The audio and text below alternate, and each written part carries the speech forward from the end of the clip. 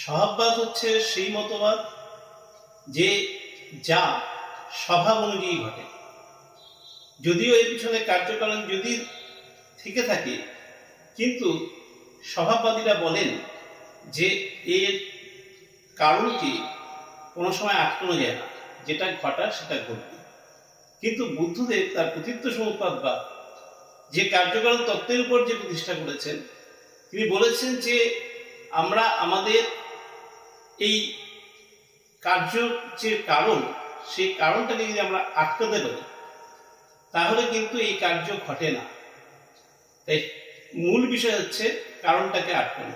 যে আমরা যখন জন্মগ্রহণ করি, জন্মগ্রহণ করাটা যেরকম দুঃখের, আর সেই জন্মটাকে রোধ করাটা, সেই রোধ করাটার যে পদ্ধতি, সেই পদ্ধতি হচ্ছে আমাদের উপলব্ধি করতে হবে, সেই পদ্ধতি অবলম্বন করতে হবে, এবং সেই পদ্ধতি লাভ করার একমাত্র রাস্তা হচ্ছে নির্বাণ। নির্বাণের মধ্য দিয়ে হচ্ছে, নির্বাণ শব্দের অর্থ হচ্ছে মুছে যাওয়া।